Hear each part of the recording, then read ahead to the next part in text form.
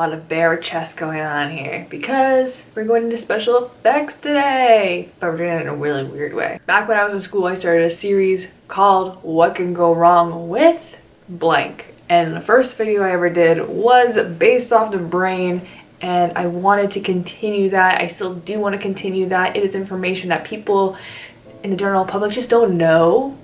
Okay, of things that can go wrong with your body, even though it's your own body, people have no idea what it does. I wanted to continue making the videos. What am I saying? It is 9:30 at night and I overslept a nap and I'm in a hotel because I'm at work. Yeah. So today we're going to be talking about the heart. But to make it more interesting, because it is October when this is being filmed, I'm going to include special effects makeup into this. And what I'm going to do is basically look like I have my chest cavity kind of exposed here to see the heart. You may wonder, what am I doing in terms of a heart?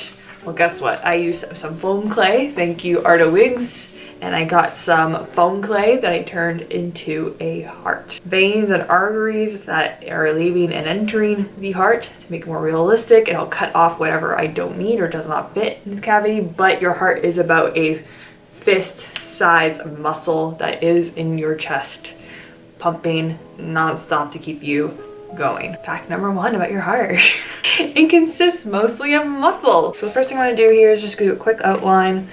Ooh, I need a cup for my activated paints. Getting some red paint out, and I'm going to start outlining where the heart is going to be and generally where I'm going to keep the cavity open. So the cavity that your heart sits in is called the thoracic cavity, with many layers protecting it, also surrounded by the lungs. The way your heart works is that it has its own electrical system to make the muscles contract and, like I said, keep contracting throughout your entire life every single day. So to maybe blow your brains just a little bit, the human heart beats more than 36 million beats per year. And if you can only imagine what that is in a lifetime, it's on average 2.8 billion heartbeats in an average lifetime. So your heart is working very hard throughout your entire life, which is why you need to take care of it. So the way we look at electrical activity of your heart is by what's something that's called an ECG, or maybe you might have heard it as EKG. It's ECG. I don't know what EKG is for. It's electrocardiogram. So when we look at your heart activity, it shows little squiggly lines on the screen to show that each of your areas of your heart are efficiently getting the electrical signals to contract appropriately. So when it's not getting those signals properly, that's where things go wrong. But it doesn't always have to do with the electrical system in your heart for things to go wrong. There are other reasons for your heart to get into stress, and we will talk about why. But first, let's quickly talk about the rhythm that everyone should normally and naturally be in. And those are sinus rhythms. You have all your pretty signs. You have your P, Q, R, S, and T waves. Okay, now I have that outline. Perfect, perfect. So your heart consists of 4 chambers on the inside, 2 atriums on the upper part of the heart, and ventricles in the lower part of the heart. And then there's valves in between to make sure the blood stays in the right chambers when it needs to be.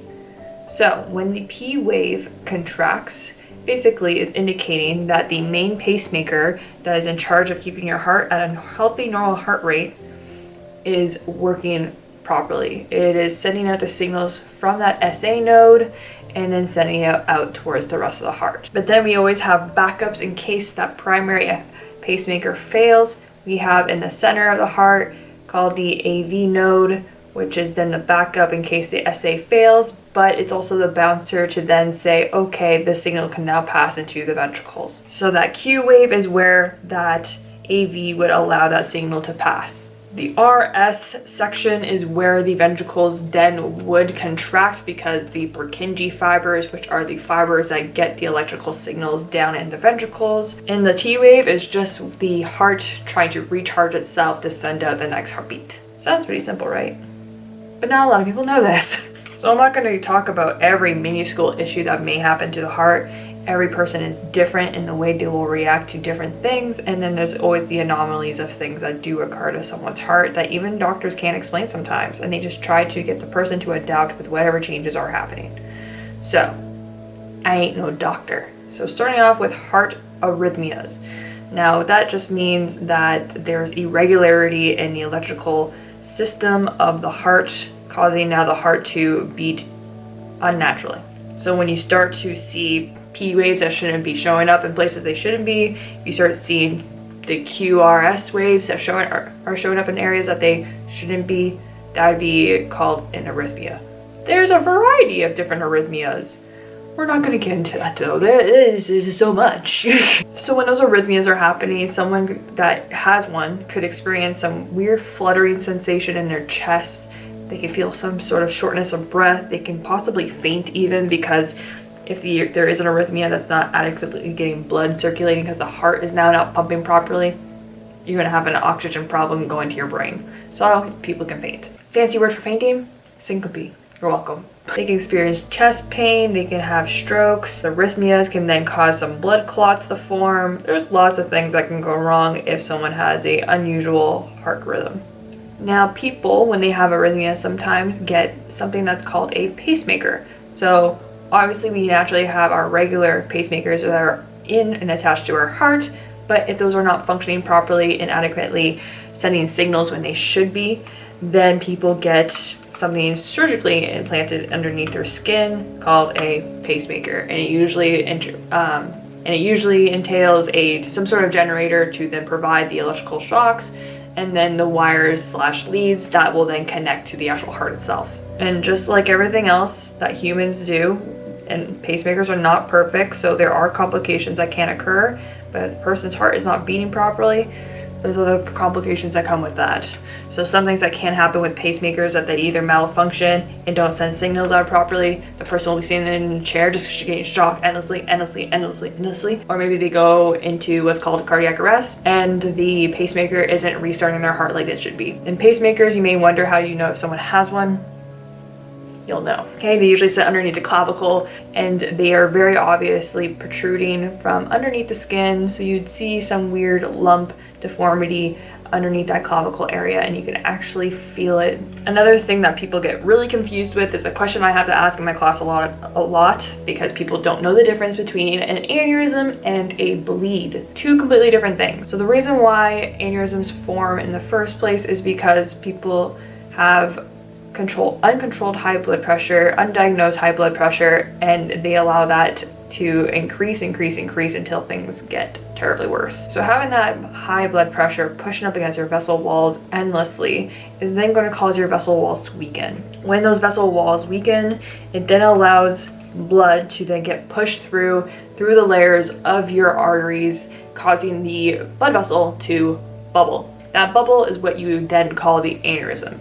If that bubble breaks, then it's a bleed. And aneurysms can happen anywhere. They don't only happen in major vessels around the heart, they can happen also in the brain, they can happen in the long aorta that then goes from the heart all the way down through the mid of your body. So some things they'll complain about is weakness, shortness of breath, discomfort, they can have a fainting spill, and they could have some chest pain even, depending on where the aneurysm is where they will usually complain. They'll complain about a tearing sensation. So I have a background red kind of going on here, and then I'm going to go in now with some black, add some little bit of detail, kind of shadow out the edges. I'm going to kind of make it look like I stapled myself open. So in the little peaks corners, I am going to have like staples, you know. I think the next thing I'm going to go over is pericarditis and endocarditis. There is a pericardia that surround your heart, okay? Because your heart is basically held in this little tiny sac. A secondary infection due to possibly a chest surgery or something, and now the layers are inflamed and causing issues, putting pressure on your heart. So not only inflammation can happen, but then fluid accumulation, then making it difficult for your heart to beat adequately to do its job. So then people will complain of shortness of breath, they're going to complain of weakness, maybe some palpitations, like that fluttering sensation. They may have a fever because of that infection, and then chest pain. Anytime I say chest pain in the heart, I'm not talking about like a muscle sharp pain, by the way. I'm talking about like feels like something's sitting on their chest and it's tight and it's very uncomfortable. A complication from pericarditis could be derived from something called now a cardiac tamponade. So we just talked about how the heart is covered in layers. Now, When it comes to cardiac tamponade, not only can they occur due to infections, but even just really hard blunt force trauma to the chest can then tear something and then cause blood and other fluids to then accumulate between the layer and the heart. Again, accumulating, putting pressure on that heart, inhibiting from contracting properly. Signs and symptoms of cardiac tamponade. Gee, I wonder what they'll be. Chest pain, shortness of breath, weakness. But it also has something to help out when it comes to symptoms. It has its specific characteristics for cardiac tamponade, and it's something called a Beck's triad. So a person with cardiac tamponade would then experience a really low blood pressure, which if you don't have a blood pressure cuff or know how to take a blood pressure, you won't know. They'll have muffled heart sounds, which again, if you don't have a stethoscope, you probably wouldn't know. And they also have something called JVD, jugular vein distension. So that means the big veins that return that blood down to the heart, okay? There's gonna be a backup of fluid because the heart isn't able to contract a full volume of blood properly, and basically these veins will be bulging out of their neck. So if you get them to turn their head to the side, you'd actually see big veins sticking out. Not a good sign.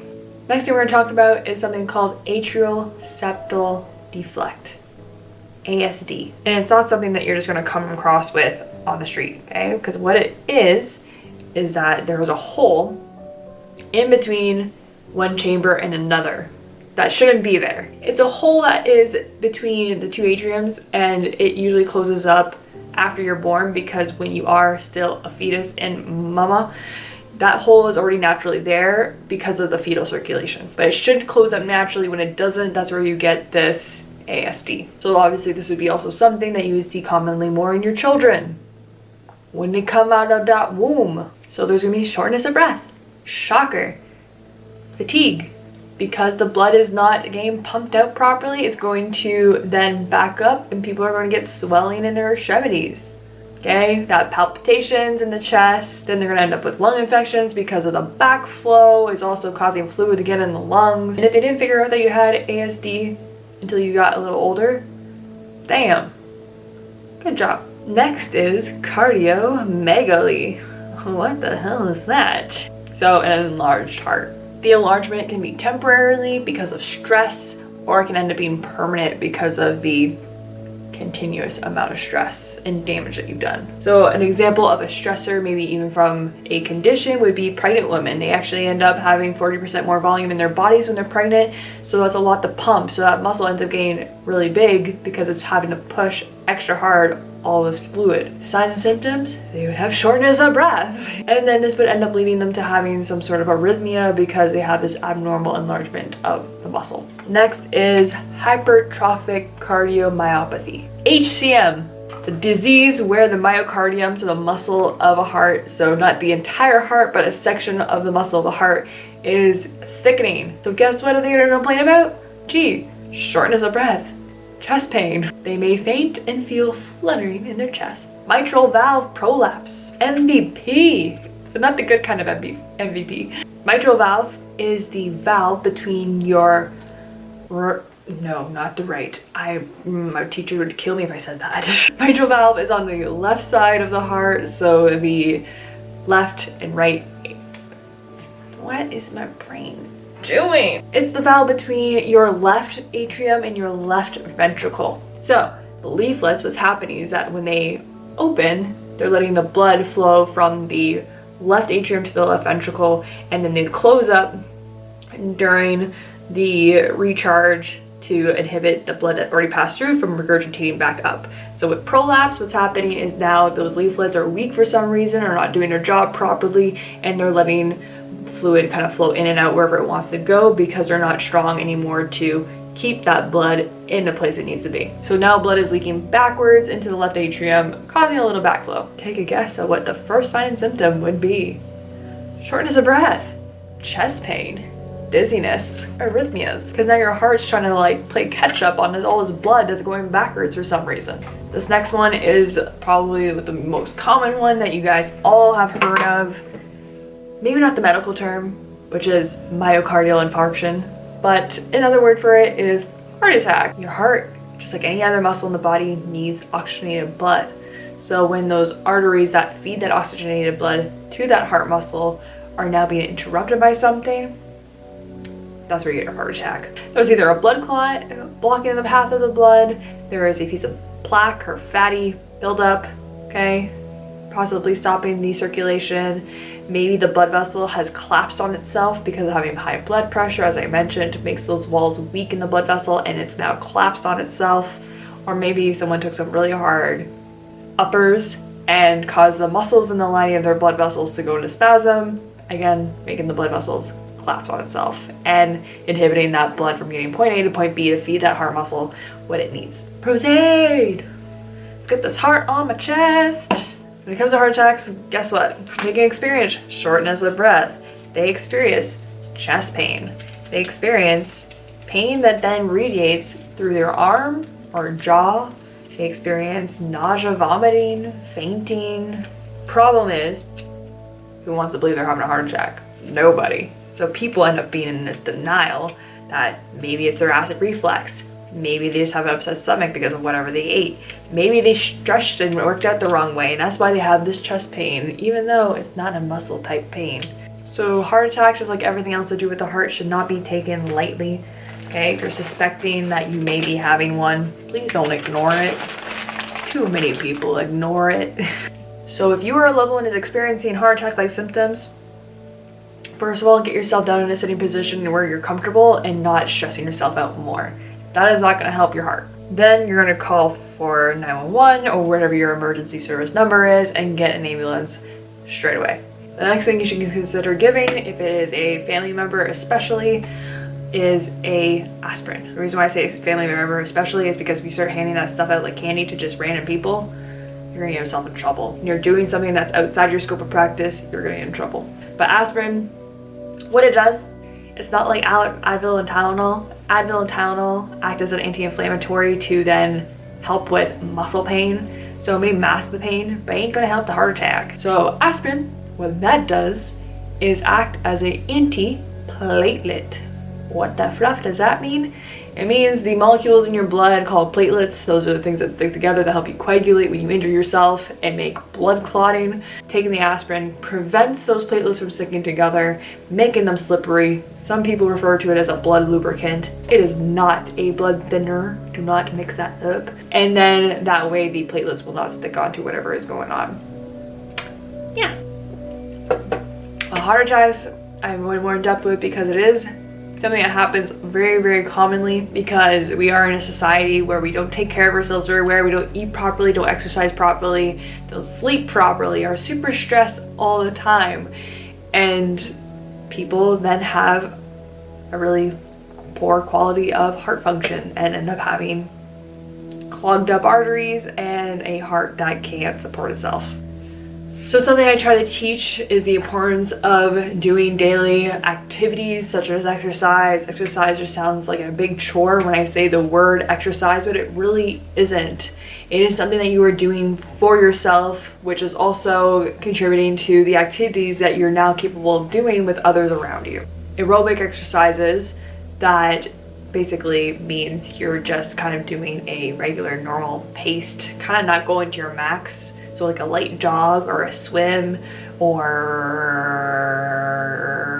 a bike ride, even go for a brisk walk, something, okay? Because then you're going to get your blood pumping, you got the oxygen going, that oxygen is going to burn down that sugar that you ingested so that you're not using it into stores and clogging up your arteries and stirring it into fat. Then you have your anaerobic exercises that burn sugar faster, which then if you don't have a lot of sugar in your day, you then start breaking down into your stores to try to use that for energy, and that actually is what helps break down those things faster. But people don't like doing those things. It's hard work. Ew, I have to get sweaty. Oh my god, I can't breathe.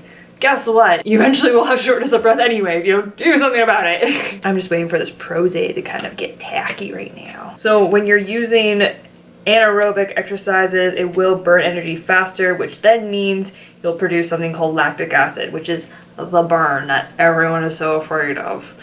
I know, can you tell that I'm not impressed? So then after, when you're feeling so gassed and take that rest, your oxygen that you end up inhaling is then gonna take that lactic acid and turn it into glucose, which is then gonna get turned into sugar to then use for later. So the reason why you need to take those breaks between those high intensity exercises is because that lactic acid, what it's actually doing is eventually, if enough of it accumulates, it's going to prevent your muscles from contracting properly, and that's where you get muscle spasms. So when you are doing cardiovascular, so anything that makes your heart beat faster and anything that makes you breathe hard, right? So it's not only helping declog up and use up your storage of sugars and fats, but it's also now training your lungs and heart muscle to become stronger. And when it gets stronger, it can pump more efficiently.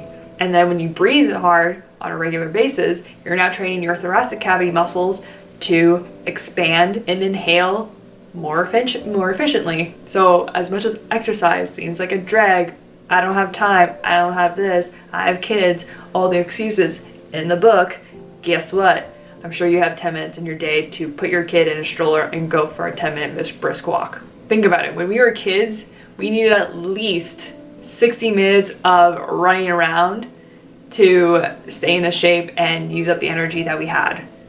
Nowadays, adults, they need at least 30 minutes of some brisk exercising. So whether that's a light jog, a brisk walk, some biking, something.